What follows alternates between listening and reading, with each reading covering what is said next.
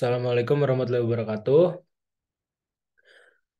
Kami dari kelompok 7 ingin mempresentasikan PPT Pengelolaan Keuangan Pendidikan. Yang pertama itu ada keuangan makro dalam pendidikan. Uang sebagai alat transaksi menjadi unsur penting untuk pribadi maupun suatu organisasi. Kalau lembaga membutuhkan biaya, maka instrumen biayanya itu adalah uang. Kalau dinyatakan butuh biaya, berarti yang dibutuhkan itu adalah uang. Kalau uang ibarat darah dalam tubuh atau pulsa dalam sebuah telepon genggam yang menentukan mati atau hidupnya suatu organisasi. Uang itu langka dan terbatas sehingga perlu dikelola dengan baik dan benar. Pendidikan itu sebagai sektor publik menyediakan berbagai layanan yang ditujukan untuk perubahan sikap, pengetahuan, dan keterampilan bagi kelanjutan hidup seseorang atau sustainabilitas suatu bangsa. Bangsa yang maju Bangsa yang maju dapat digambarkan dari perolehan pendidikan atau pencapaian indeks. Lalu yang selanjutnya ada keuangan sebagai pendukung sumber daya manusia. Untuk menghasilkan sumber daya manusia yang memiliki daya saing yang tinggi, eh, harus ada biaya yang diberikan negara untuk kepentingan pendidikan terus ditingkatkan. RI mengacu pada amanat undang-undang bahwa anggaran pendidikan adalah 20% dari APBN dan APBD. Hal ini mengindikasikan bahwa pendidikan ini harus dikelola dan didanai dengan cukup layak. Manajemen keuangan pendidikan harus mengikuti prinsip-prinsip dan proses yang benar dari mulai penganggaran, lalu ada akuntansi, lalu ada audit dan pelaporan. Pemerintah melalui BPK sudah mempublish lembaga atau instansi yang laporan keuangannya itu bagus dengan predikat wajar tanpa pengecualian dan bisa disclaimer kinerja keuangannya. Selanjutnya, keuangan ini juga bisa sebagai penentu kondisi suatu negara. Uang menjadi penentu posisi dan kondisi sebuah negara karena Bank Dunia ini mengelompokkan negara kaya dan miskin menjadi tiga kategori, yaitu yang pertama ada negara maju, negara berkembang, dan negara terbelakang. Negara maju ini memiliki income per kapita di atas 10.000 US dollar per tahun. Kalau negara berkembang itu memiliki income per kapitanya itu di atas 3.500 US dollar per tahun. Lalu negara terbelakang atau negara yang di bawah atau rendah memiliki income per kapita itu 400 US dollar per tahun. Meskipun uang hanya instrumen dalam bertransaksi, sehingga menjadi instrumen transaksional oleh individu atau organisasi domestik dan internasional, uang ini menjadi alat kendali dalam mengatur sebuah kebijakan. Mungkin selanjutnya ada kebijakan pemerintah untuk anggaran dalam sektor pendidikan. Dalam Undang-Undang APBN, pemerintah sudah menyusun anggaran untuk seluruh sektor pembangunan termasuk sektor pendidikan. Apabila dilihat dari tahun ke tahun, besaran uang yang digunakan pemerintah terus bertambah. Sebagai gambaran besaran APBN 5 tahun terakhir menunjukkan peningkatan termasuk untuk pendidikan nasional tidak kurang dari 20% dari APBN atau APBD, yaitu sekitar 400 triliun per tahun. Ibaratkan kue, uang-uang ini akan disebar atau didistribusikan ke setiap departemen yang menyelenggarakan pendidikan seperti Kemendikbud, Kemenristek Dikti, Kemenak, dan departemen lainnya yang menyelenggarakan program-program kedinasan. Selanjutnya ada sumber keuangan untuk memenuhi semua anggaran. Sumber keuangan untuk memenuhi anggaran pemerintah berasal dari bahan bakar gas, pajak, pinjaman atau utang luar negeri. Adapun pengeluaran untuk pemerintah pusat dan pemerintah daerah melalui eh, perimbangan keuangan pusat dan daerah berupa dana alokasi umum atau biasa disebut DAU dan dana alokasi khusus atau DAK. Biaya program atau proyek-proyek lainnya. Namun dalam hal ini pemerintah yang dominan mengendalikan uang. Asumsi dasar ekonomi makro ini ada 7 indikator. Yang pertama ada pertumbuhan ekonomi, yang kedua ada inflasi, yang ketiga suku bunga, yang keempat nilai tukar rupiah, terhadap dolar, dan yang kelima harga minyak mentah di Indonesia, yang keenam ada lifting minyak, dan yang ketujuh itu ada gas. Mungkin selanjutnya akan dijelaskan oleh rekan saya. Baik, selanjutnya akan dilanjutkan oleh saya. Saya akan memaparkan mengenai materi manajemen organisasi. Yang pertama ada pengertiannya. Manajemen organisasi dalam pengelolaan pendidikan adalah proses perencanaan, perorganisasian, pelaksanaan, dan pengawasan terhadap sumber daya pendidikan untuk mencapai tujuan pendidikan. Yang kedua ada fungsi. Manajemen organisasi dalam pengelolaan pendidikan memiliki beberapa fungsi, yaitu perencanaan, perorganisasian, pengarahan, pengawasan, dan pengendalian. Yang ketiga ada tujuan. Nah, tujuan dari manajemen organisasi dalam pengelolaan pendidikan adalah untuk mencapai tujuan pendidikan dengan cara mengoptimalkan sumber daya pendidikan yang ada. Yang keempat ada struktur. Struktur organisasi pendidikan mencakup pembagian tugas, wewenang, dan tanggung jawab antara anggota organisasi pendidikan. Yang terakhir ada karakteristik. Karakteristik manajemen organisasi dalam pengelolaan pendidikan meliputi berorientasi pada tujuan pendidikan, bersifat luas, melibatkan manusia, bersifat dinamis, dan memiliki kekuatan yang tidak berwujud. Selanjutnya ada materi mengenai pendidikan sebagai sektor publik. Pendidikan merupakan sektor publik yang penting dan memiliki peran yang besar dalam memajukan sistem pendidikan dan mencerdaskan kehidupan bangsa. Berikut adalah beberapa hal yang dapat diambil dari hasil pencarian terkait pendidikan sebagai sektor publik. Pendidikan dianggap sebagai barang publik yang dimiliki oleh masyarakat dan setiap orang berhak mengaksesnya. Pemerintah dan lembaga publik bertanggung jawab untuk menciptakan kebijakan dan regulasi yang mengatur sektor pendidikan. Kebijakan pendidikan merupakan salah satu bentuk kebijakan publik yang dibuat oleh pemerintah dan lembaga publik untuk mengatur dan memajukan sistem pendidikan. Implementasi kebijakan pendidikan dan kebijakan publik saling mempengaruhi dan berhubungan erat dalam rangka mencapai tujuan-tujuan pendidikan dan kebutuhan masyarakat secara keseluruhan. Peningkatan kualitas pelayanan publik merupakan strategi yang tepat untuk rencana pemecahan masalah pelayanan publik. Dengan meningkatkan kinerja instansi pemerintah, kapasitas SDM, aparatur, dengan menyempurnakan pendidikan dan pelatihan. Akuntansi sektor publik merupakan kegiatan mencatat semua transaksi yang terjadi melalui pendanaan pemerintahan, termasuk pendanaan untuk sektor pendidikan. Baik, selanjutnya ada penganggaran atau budgeting.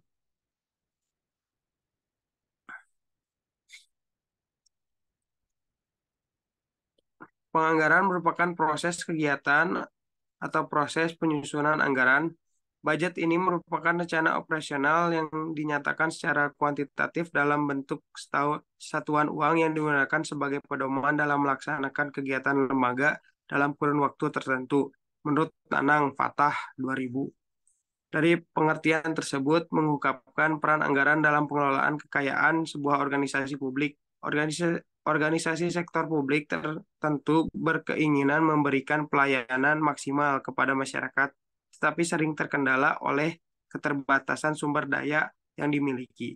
Maka anggaran memiliki fungsi dan peran penting. Anggaran dapat dikatakan juga sebagai pernyataan mengenai estimasi kinerja yang hendak dicapai selama periode tertentu dalam ukuran finansial. Penganggaran sektor publik berbeda dengan perusahaan swasta, karena penganggaran sektor publik lebih banyak muatan politis, sedangkan perusahaan swasta relatif lebih kecil muatan politisnya. Selain itu, bagi sektor publik, anggaran tidak hanya sebagai sebuah rencana tahunan, tetapi juga merupakan bentuk akuntabilitas atas pengelolaan dana publik yang dibebankan kepadanya. Yang kedua ada karakteristik anggaran. Anggaran memiliki dua sisi, yaitu sisi penerimaan dan pengeluaran. Sisi pengeluaran menggambarkan perolehan atau besarnya dana yang diterima oleh lembaga dari setiap sumber dana. Misalnya dana dari pemerintah, masyarakat, orang tua, peserta didik, dan sumber-sumber lainnya. Sedangkan sisi pengeluaran menggambarkan besarnya biaya yang harus dikeluarkan. Untuk tiap komponen program, istilah-istilah yang lazim untuk pengeluaran anggaran adalah dana rutin dan dana pembangun, rekrutmen expenditure, dan capital expenditure. Selanjutnya ada fungsi anggaran. Boleh next. Nah, fungsi anggaran menurut Dedi Nordiawan 2006, yang pertama anggaran sebagai alat perencanaan. Dengan fungsi ini organisasi tahu apa yang harus dilakukan dan ke arah mana kebijakan dibuat. Yang kedua, anggaran sebagai alat pengendalian. Dengan adanya anggaran, organisasi sektor publik dapat menghindari adanya pengeluaran yang terlalu besar, overspending, atau adanya penggunaan dana yang tidak semestinya, misspending. Yang ketiga, anggaran sebagai alat kebijakan. Dengan adanya anggaran, organisasi sektor publik dapat menentukan arah atas kebijakan tertentu. Yang terakhir ada anggaran sebagai alat koordinasi dan komunikasi. Dengan dokumen anggaran yang komprehensif, sebuah bagian atau unit kerja atau departemen dapat mengetahui apa yang harus dilakukan dan apa yang akan dilakukan oleh masing-masing bagian atau unit kerja lainnya. Selanjutnya ada prinsip. Prinsip-prinsip penyusunan anggaran apabila dikaitkan dengan anggaran sebagai alat perencanaan dan pengendalian menurut Nanang Fatah 2000 adalah sebagai berikut. Yang pertama, adanya pembagian wewenang dan tanggung jawab yang jelas dalam sistem manajemen organisasi. Yang kedua, adanya sistem akuntansi yang memadai dan melaksanakan anggaran. Yang ketiga, adanya penelitian dan analisis untuk menilai kerja organisasi. Yang keempat, adanya dukungan dari pelaksana dan tingkat atas hingga tingkat yang paling bawah. Sedangkan untuk prosedurnya, boleh next. Untuk prosedurnya, yang pertama ada mengidentifikasi kegiatan yang akan dilakukan selama periode. Yang kedua, anggaran, mengidentifikasi sumber-sumber yang dinyatakan dalam uang, jasa, dan barang. Yang ketiga, semua sumber dinyatakan dalam bentuk uang sebab anggaran pada dasarnya merupakan pernyataan finansial. Memformulasikan anggaran dalam bentuk format yang telah disetujui dan dipergunakan oleh instansi tertentu. Yang terakhir ada menyusun usulan anggaran untuk memperoleh persetujuan dan pihak yang berwenang. Selanjutnya ada jenis-jenis anggaran pendidikan. Nah, jenis-jenisnya yang pertama ada anggaran program atau program budget system. Bentuk anggaran ini dirancang untuk mengidentifikasi biaya setiap program. Anggaran program dihitung berdasarkan jenis program. Sebagian bahan perbandingan kalau dalam anggaran butir per butir disebutkan gaji guru. Sedangkan dalam anggaran program disebut gaji untuk perencanaan pengajaran IPA sebagai salah satu komponen. Dan komponen yang lain yang termasuk program percobaan mencakup alat IPA, bahan-bahan kimia, IPA, dan bagaimana menjadi satu paket namanya gaji guru program IPA. Adapun keuntungan bentuk anggaran program. Yang pertama, mengorganisasikan sejumlah besar pengeluaran menjadi rencana yang logis dan konkret. Yang kedua, merangsang perencanaan tahunan dan reevaluasi periodik dari pelaksanaan rencana. Yang terakhir, menghindari sentralisasi berlebihan, di mana keputusan menumpuk di tingkat atas. Nah, jenis yang kedua ada anggaran berdasarkan kinerja atau performance-based budget. Bentuk ini sesuai namanya, menekankan pada kinerja performance dan bukan pada keterperincian dari suatu alokasi anggaran. Pekerjaan dalam suatu program dipecah dalam bentuk beban kerja dan unit hasil yang dapat diukur. Hasil pengukurannya dipergunakan untuk menghitung masukan dana dan tenaga yang dapat dipergunakan untuk mencapai tujuan suatu program. Anggaran berdasarkan hasil ini merupakan alat manajemen yang dapat mengidentifikasi secara jelas satuan dari hasil suatu program dan sekaligus merinci butir per butir dari kegiatan yang harus dibiayai. Bentuk ini menuntut akuntansi yang teliti dan memproses data yang akurat. Hal ini mengakibatkan sistem ini menjadi mahal, terutama bagi lembaga kecil atau belum berkembang. Yang terakhir ada FPP, yang terakhir ada PPBS, Planning, Programming, Budgeting System, atau SP4, Sistem Perencanaan, Penyusunan Program, dan Penganggaran. Bentuk ini dipopulerkan oleh Robert McNamara di AS.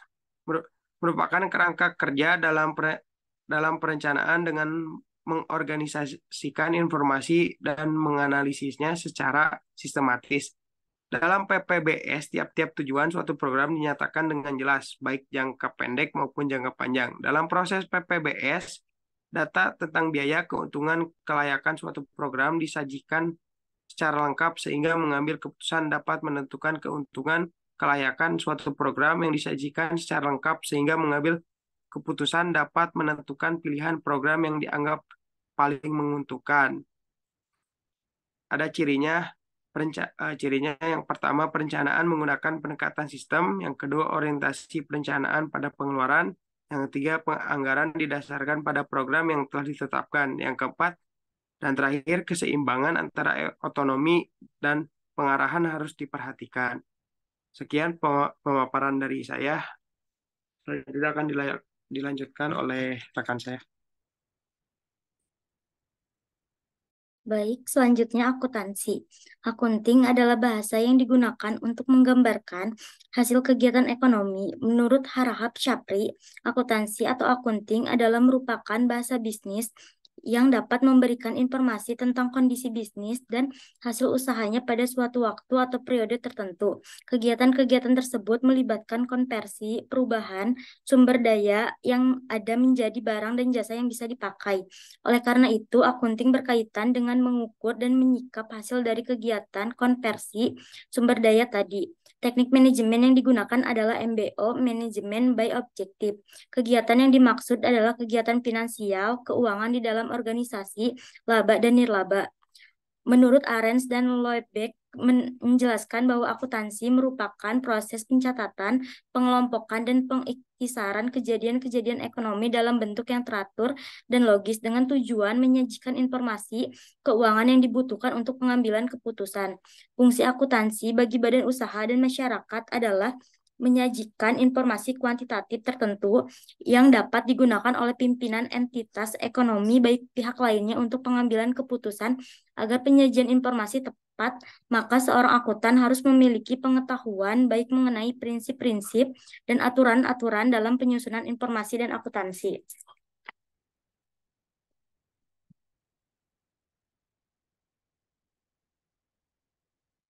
Selanjutnya, proses akuntansi. Proses akuntansi memerlukan akuntansi yang benar. Di dalam sistem akuntansi terdiri dari catatan-catatan akuntansi, buku, cek jurnal, dan buku besar, serta serangkaian prosedur dan prosedur yang ditetapkan untuk staf, sukarelawan, dan para profesional. Tujuan sistem akuntansi ini adalah untuk memastikan bahwa data keuangan dan transaksi ekonomi diinput secara tepat ke dalam catatan akuntansi serta laporan-laporan yang perlu disajikan secara akurat dan tepat waktu. Proses akuntansi sebagai proses pengolahan data dimulai dari transaksi, pencatatan, pengklasifikasian, pengiktisaran, dan sampai pada tahap laporan. Selanjutnya, prinsip-prinsip akuntansi. Prinsip-prinsip akuntansi. Yang pertama, konsep entitas yaitu suatu organisasi atau suatu bagian organisasi yang terpisah dari organisasi-organisasi lainnya dan individu-individu lain yang merupakan suatu unit ekonomi yang terpisah. Kejadian-kejadian di sekeliling ada garis pemisah agar tidak tercampur dengan entitas lainnya. Yang kedua, konsep objektivitas yaitu catatan dan laporan akuntansi harus didasarkan pada data yang dapat dipercaya sehingga laporan menyajikan informasi yang tepat dan berguna. Data dapat dipercaya artinya harus mempunyai bukti transaksi. Yang ketiga, prinsip biaya, yaitu konsep yang menyatakan setiap perolehan aktiva dan jasa harus dicatat menurut harga pada saat transaksi terjadi. Selanjutnya, komponen sistem akuntansi.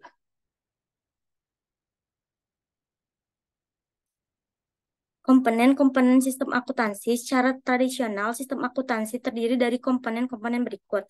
Yang pertama, bagian perkiraan atau akun. Bagian perkiraan adalah daftar masing-masing item di mana pencatatannya dibagi ke dalam 5 kategori. Yang pertama, aktiva, kemudian utang, aktiva bersih, pendapatan, belanja. Masing-masing pencatatan ditentukan dengan mengidentifikasikan angka yang diinputkan ke sistem akuntansi. Kemudian, buku besar. Buku besar mengklasifikasikan informasi pencatatan di mana bagian perkiraan atau akun bertindak sebagai daftar isi buku besar.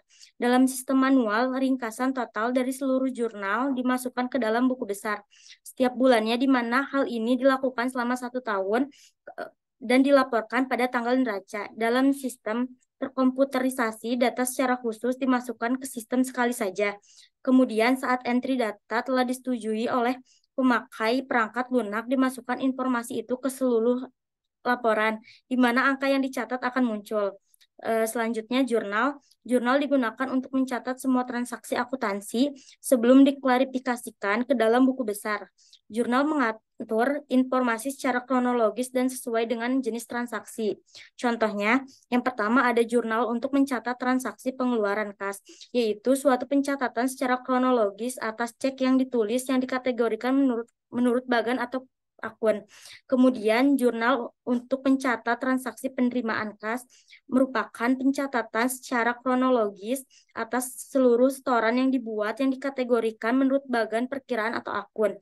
Kemudian jurnal untuk mencatat transaksi gaji, yaitu jurnal yang mencatat seluruh transaksi yang berkaitan dengan penggajian.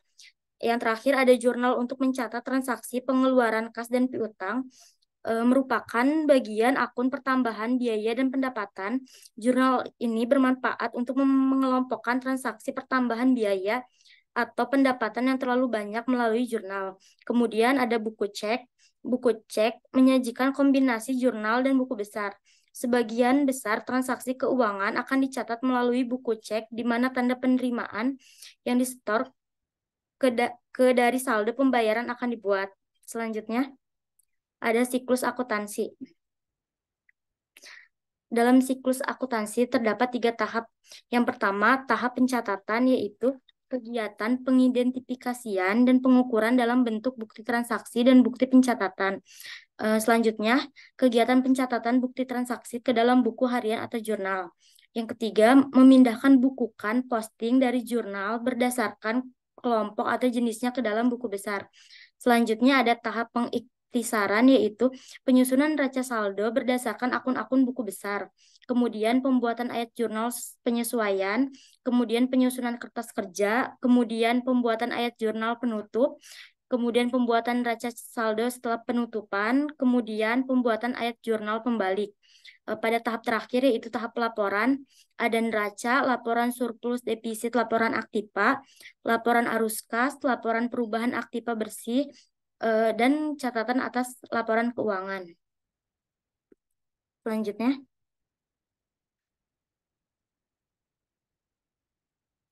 auditing.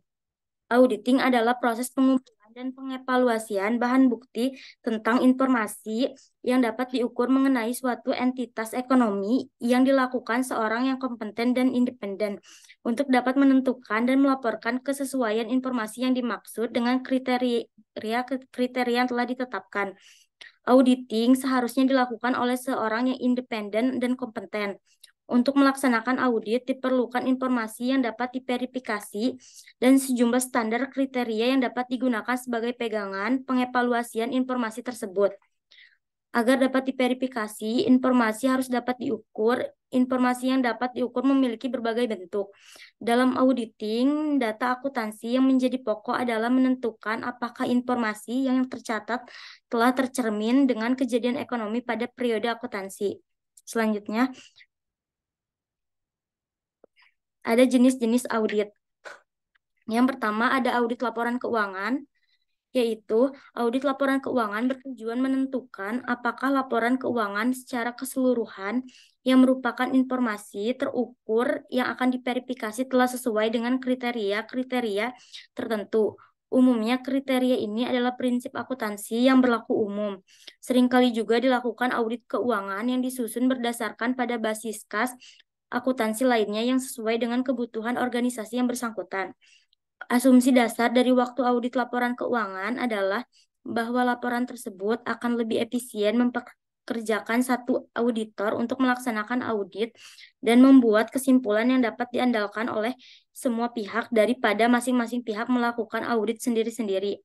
Yang kedua ada audit operasional, merupakan penelaahan atas bagian manapun dan prosedur dan metode operasi suatu organisasi untuk menilai efisien dan efektivitasnya. Dalam audit operasional, tinjauan yang dilakukan tidak terbatas pada masalah-masalah akuntansi, tetapi juga meliputi evaluasi terhadap struktur organisasi, pemanfaatan komputer, metode produksi, pemasaran, dan bidang-bidang lain sesuai dengan keahlian auditor. Efisiensi dan efektivitas operasi suatu organisasi jauh lebih sulit pengevaluasiannya secara objektif dibandingkan penerapan dan penyajian laporan keuangan sesuai dengan prinsip akuntansi yang berlaku umum. Kriteria yang digunakan untuk evaluasi informasi terukur dalam audit operasional cenderung subjektif. Pada praktiknya, auditor operasional cenderung memberikan saran perbaikan prestasi kerja dibandingkan melaporkan keberhasilan prestasi kerja yang sekarang. Dalam hal ini, audit operasional lebih merupakan konsultasi manajemen daripada audit. Yang terakhir ada audit ketaatan. Audit ketaatan bertujuan mempertimbangkan apakah auditi klien telah mengikuti prosedur atau aturan yang telah ditetapkan pihak yang memiliki otoritas yang lebih tinggi. Suatu audit ketaatan pada lembaga perusahaan swasta dapat termasuk penentuan apakah para pelaksana akuntansi telah mengikuti prosedur yang telah ditetapkan oleh lembaga, contohnya peninjauan, tingkat upah, pemeriksaan perjanjian dengan pihak lain, dan pemenuhan ketentuan hukum yang berlaku dalam audit atas badan-badan pemerintah. Makin banyak audit ketaatan yang dilakukan oleh karena banyaknya aturan yang dibuat oleh pihak berwenang. Di hampir semua organisasi swasta dan nirlaba selalu terdapat kebijakan khusus, perjanjian, dan kewajiban hukum yang membutuhkan suatu audit ketaatan. Hasil audit ketaatan biasanya tidak dilaporkan kepada pihak, tetapi kepada pihak tertentu dalam organisasi. Pimpinan organisasi adalah pihak yang berkepentingan atas dipatuhinya prosedur dan aturan yang telah ditetapkan. Sekian dari saya.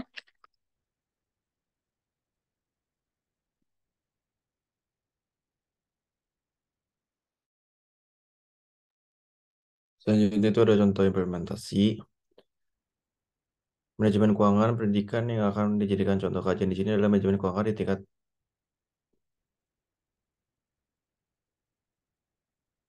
di tingkat mikro. Satuan pendidikan adalah lembaga atau pendidikan atau lembaga penyelenggara pendidikan. Setiap sekolah seyogyanya memiliki rencana strategis untuk periode waktu tertentu yang dalamnya mencakup visi, misi, dan program serta sasaran tahunan. Oleh karena itu, pembiayaan pendidikan yang terintegrasi dan komprehensif dengan sentra di sekolah diarahkan untuk ketercapaian tujuan lembaga sebagaimana sudah dokumentasikan. Di sini ada penganggaran, kebijakan keuangan sekolah terkait dengan pegangan dan bantuan bagi para administrator dan manajer dalam mengontrol dan mengatur. Yang pertama itu satu ada penerimaan uang, kedua ada pembukuan uang, ketiga ada pengambilan uang, dan keempat ada pembelanjaan uang. Alokasi dana yang tepat itu kepala sekolah harus menguasai betul apa yang dimiliki dan dibutuhkan oleh tiap bagian. Agar dapat mengalokasikan dana yang tepat, perlu mengikut sertakan staf dan para pembantu kepala sekolah dalam proses penentuan alokasi dana. Kemudian kedua itu ada akuntansi. Akuntansi itu ada pertama itu buku pos. Buku pos hakikatnya memuat informasi beberapa dana yang masih tersisa untuk tiap pos anggaran. Buku pos mencatat peristiwa-peristiwa pembelanjaan uang harian. Dari buku pos, kepala sekolah dengan mudah dapat melihat apakah sekolah telah berlebih membelanjakan uang. Karena itu dianjurkan agar kepala sekolah menyelenggarakan buku tersebut. Kemudian yang kedua adalah faktur.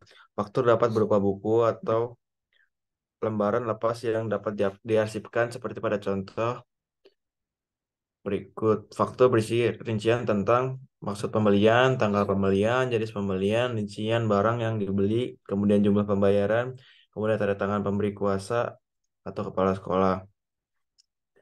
Kemudian ada buku kas. Buku kas mencatat rincian tentang penerimaan dan pengeluaran uang serta sisa saldo secara harian dan pada hari yang sama, misalnya pembelian kapur tulis.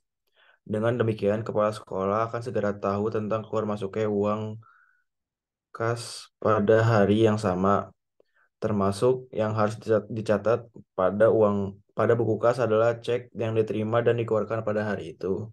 Kemudian yang keempat ada lembar cek. Lembar cek merupakan alat bukti bahwa pembayaran yang dikeluarkan adalah sah. Lembar cek dikeluarkan bila menyangkut tagihan atas pelaksanaan suatu transaksi, misalnya barang yang dipesan sudah dikirimkan dan catatan transaksinya benar. Orang yang berhak menandatangani lembar cek adalah kepala sekolah atau petugas keuangan. Kemudian yang kelima ada jurnal. Jurnal sebagai pengawas keuangan, kepala sekolah harus membaca buku jurnal di mana seluruh transaksi keuangan setiap hari dicatat. Kemudian yang keenam ada buku besar. Buku besar adalah data keuangan berarti informasi dan jurnal hendaknya dipindahkan ke buku besar atau buku kas induk pada setiap akhir bulan. Buku besar mencatat kapan terjadinya transaksi pembelian, keluar masuknya uang saat itu, dan neraca saldonya. Kemudian yang ketujuh ada buku kas pembayaran uang sekolah. Buku kas pembayaran berisi catatan tentang pembayaran uang sekolah menurut siswa menurut berbagai tanggal pembayaran, jumlah dan sisa tunggakan atau kelebihan pembayaran sebelumnya. Pencatatan untuk tiap pembayaran harus segera dilakukan untuk menghindari timbulnya masalah karena kwitansi hilang, lupa menyimpan, atau karena pekerjaan yang bertumpuk. Kemudian ada buku kas piutang. Buku kas ini berisi daftar atau catatan orang yang berutang kepada sekolah menurut jumlah uang yang berutang, tanggal pelunasan, dan sisa utang yang belum dilunasi. Informasi dalam buku ini harus selalu dalam keadaan mutakhir untuk melihat jumlah uang yang dimiliki oleh sekolah namun belum kembali. Yang terakhir itu ada neraca percobaan. Tujuan utama diadakannya neraca percobaan ialah untuk mengetahui secara tepat keadaannya neraca pertanggungjawaban keuangan secara cepat, misalnya mingguan. Hal ini memungkinkan kepala sekolah sewaktu-waktu selama tahun anggaran menentukan hal yang harus dilakukan dan menangguhkan pengeluaran yang terlalu cepat dari pos tertentu. Selanjutnya itu ada sumber keuangan bagi lembaga. Sumber keuangan bagi lembaga, tiap lembaga beragam, namun kalau sekolah negeri bersumber keuangannya dari pemerintah atau Pemda atau co-sharing antara pemerintah, provinsi, dan kabupaten kota dan dari masyarakat. Nah, untuk sekolah swasta sumbernya berasal dari masyarakat dan atau dari pemerintah dan masyarakat termasuk dunia industri. Kemudian pendidikan menengah SMA atau SMK dikelola oleh provinsi dan pendidikan tinggi oleh pemerintah. Dalam menggalang dana, perlu adanya inovasi dari pemimpin sekolah untuk mendapatkan dana dan peningkatan income generating lembaga tidak hanya dari pemerintah, kalau negeri atau hanya dari masyarakat untuk sekolah swasta. Perguruan tinggi masih banyak mengandalkan dana masyarakat berupa sumbangan pendidikan atau SPP. Akibatnya ada kenaikan beban SPP yang harus ditanggung peserta didik sehingga biaya pendidikan menjadi mahal. Kemudian sejumlah sekolah inovatif dan maju sudah berupaya mencari dana dari luar, bukan dari orang tua. Sekolah seperti ini biasanya dimiliki oleh perusahaan konglomerat atau BUMN seperti PT Telkom. Mereka memiliki lembaga pendidikan baik di jenjang pendidikan dasar dan menengah dan bahkan perguruan tinggi. Sumber-sumber keuntungan profit dan corporate social responsibility atau CSR atau dana sosial biasanya untuk pendidikan dan kesehatan dari perusahaan dikelola sendiri untuk lembaga pendidikan mereka. Kemudian kalau sumber dana yang hanya mengandalkan masyarakat sudah menjadi pengetahuan umum, maka DPP dan SPP akan tinggi atau mahal, sehingga hanya kelompok tertentu yang bisa akses ke sekolah tersebut. Contohnya itu ada Global School milik Ciputra, kemudian Presiden University, kemudian Universitas Agung Podomoro, kemudian Universitas Syahid dan lain-lain, terus berkembang dan lebih maju. Kemudian yang terakhir itu ada peran komite. Peran komite sekolah tidak hanya sebagai mediator, kontrol, evaluator, dan menjembatani antara masyarakat dengan sekolah seperti permen sebelumnya yang dicabut, namun lebih berkembang dengan lahirnya Peraturan Menteri Pendidikan dan Kebudayaan Nomor 75 Tahun 2016 tentang komite sekolah yang tugas dan peran tanggung jawab dari komite sekolah. Mungkin sekian presentasi dari kelompok 7. Bila ada kesalahan kata, mohon dimaafkan. Sekian dari saya dan teman-teman. Terima kasih. Wassalamualaikum warahmatullahi wabarakatuh.